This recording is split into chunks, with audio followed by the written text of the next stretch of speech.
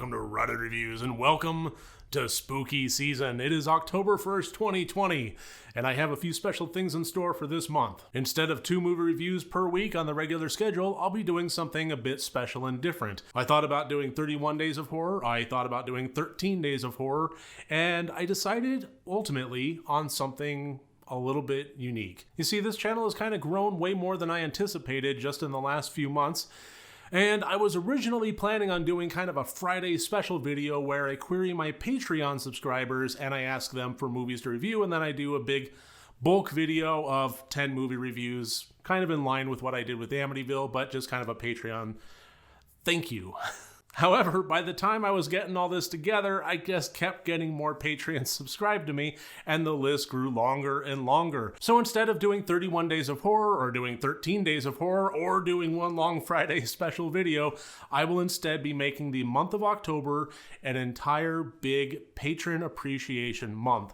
I have taken their suggestions, and I will be doing one every single day until I run out. So these will be movie reviews, but not quite as normal. See, I'm going to go ahead and discuss them further. I'll be doing generally a spoiler-free movie review when I begin talking about them, but at some point in each segment, I will shift and go into a spoilerish territory with a warning in between. So this way I can give my thoughts on it in a spoiler-free fashion for the benefit of those that haven't seen it, while also giving a little bit more depth to it for the benefit of the patron that recommended the movie to me. And so with that out of the way, let's go ahead and get into the first review. We're going to be discussing the 2010 remake of Don't Be Afraid of the Dark. This one was suggested by patron Terralyn.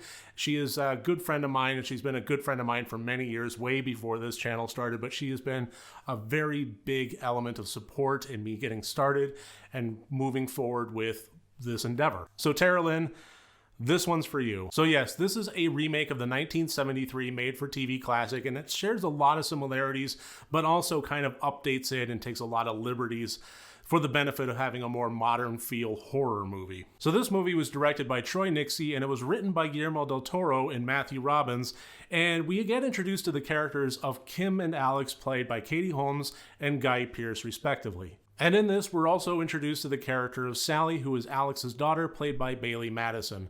She's a young girl that is flying across the country to go and live with her dad, and the circumstances around that are kind of, vague, and I would like to say that they were explained more, but they honestly kind of weren't.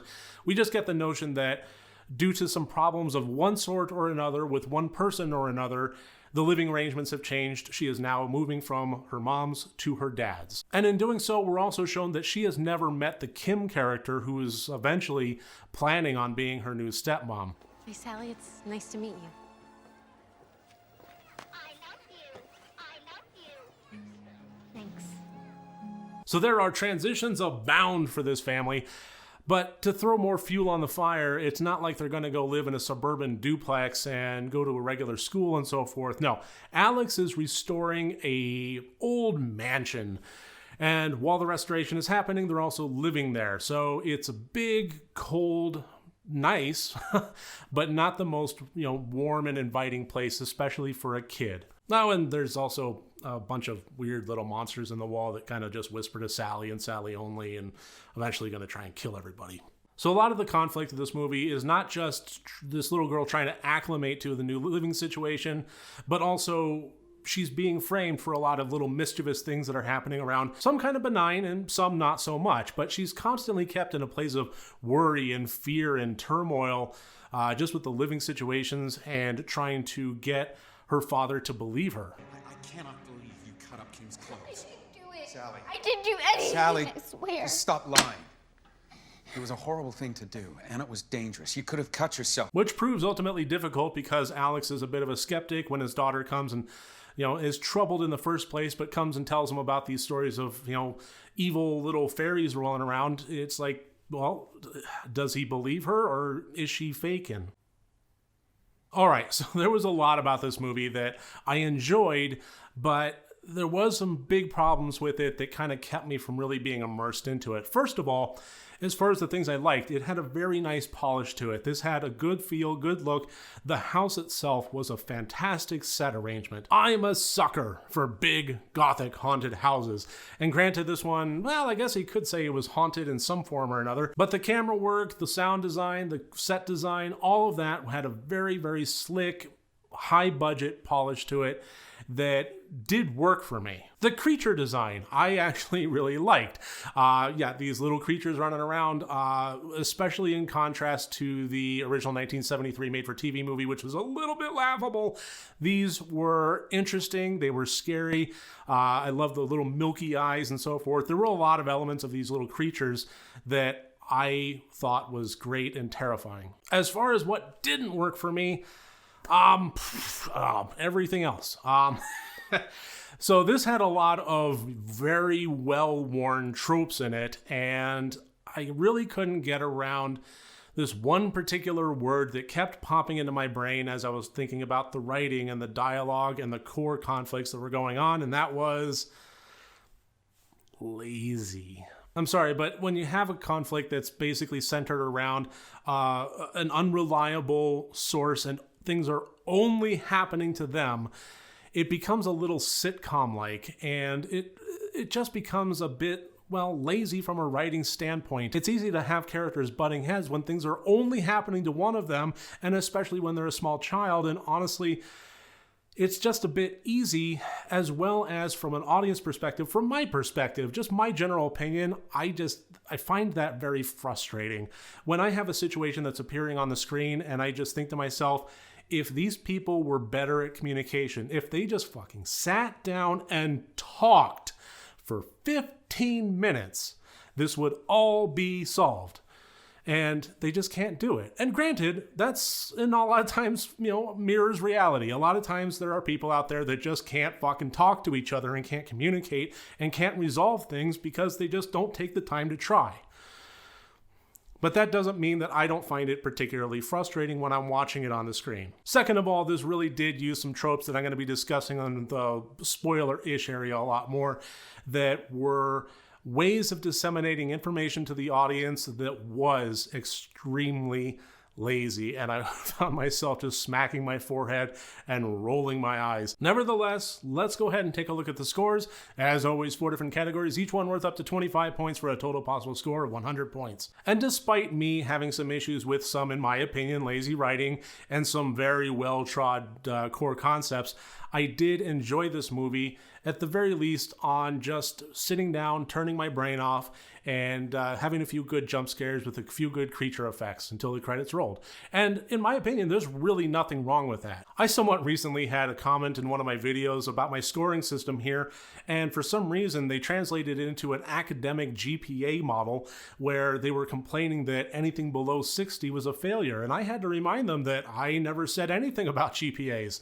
And in my opinion, there is nothing wrong with having good, just middle-of-the-road, fun horror movies out there. That's something that has 40, 50, 60 of a score has its place. Not everything has to be the most epic, awesome quality with heart-wrenching subtext and social commentary out there. Sometimes we can just have ourselves a good popcorn movie. And in my opinion, that's what we have here. And now, at this point, I am going to go ahead and get into a bit more spoilery territory, so consider this to be your warning. I will give you 5 seconds to close this video. 1, 2, done.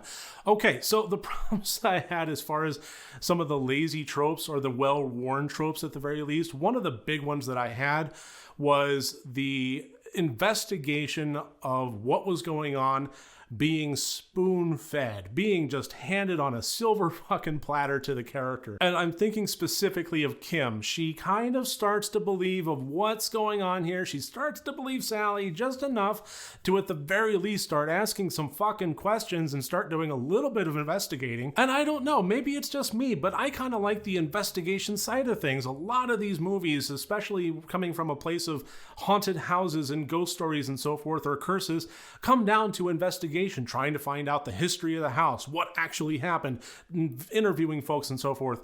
And I like when the investigation isn't quite so easy, when they really have to work at it, when they have to follow dead ends and red herrings and so forth. And in this case, she talked to one person who then gave her a library code. She goes to the library. First person she talks to, she gives the code to, I don't even remember what it was, but it was something like, lot 3491, something like that. Oh, you mean this famous painter in this house and so forth. I know exactly where it is. It's in the special collections. Let me get my white gloves. Did you know that I'm the most foremost expert on this person here? Did you know that I know things that most people never did because they never published it? Oh, yes, I'm the person that is in the entire world, the one that you needed to speak to. Good luck, you just found me at the first drop of a hat. This to me shrieked of expositional laziness. They needed to get information disseminated to the audience as fast and as easy as possible, and they took the fastest, easiest route possible to do so. Everybody got that? Good. And the only other issue I really took with this movie, as far as the conflicts and how they really kind of resolved a lot of them, was the fact that the Kim character was giving Sally the benefit of the doubt and at least starting some investigations, which was great. But the Guy Pearce character of Alex was just such an asshole throughout, not listening, not hearing, not believing. She's never done anything like this before. She's obviously very angry about something. Alex, that is not anger. That is fear. We need to go. Mrs. Underhill, Kim and I have an appointment at the Historical Society. We'll be back this afternoon. Just basically being, blinders on, needing to sell this house. Nothing else mattered, including his daughter, until he is presented with undeniable proof, and then it's kind of Father of the Year moment. I believe everybody, let's go ahead and take the blinders off. We don't care about the house, let's get everybody to safety. I think that it would have been more interesting from a character development standpoint, especially how things wound up now being Sally's only guardian, now that Kim's out of the picture, to actually have Alex go through a little bit more of a trial by fire and come to the realization that his daughter was telling the truth, or at the very least, grant her the benefit of the doubt on some level before proof was provided. I think that that could have made for a more interesting dynamic, a better character arc, and a better resolution. As it stands, Kim is just kind of, it implies that she's now one of them down there. And Sally is stuck with Alex, who never really believed her until he had her Polaroid. So those are kind of more of the fleshed out problems that I had with the movie. But overall, again, I did enjoy it. I do think that there's a place for just a popcorn, fun, middle-of-the-road horror movie.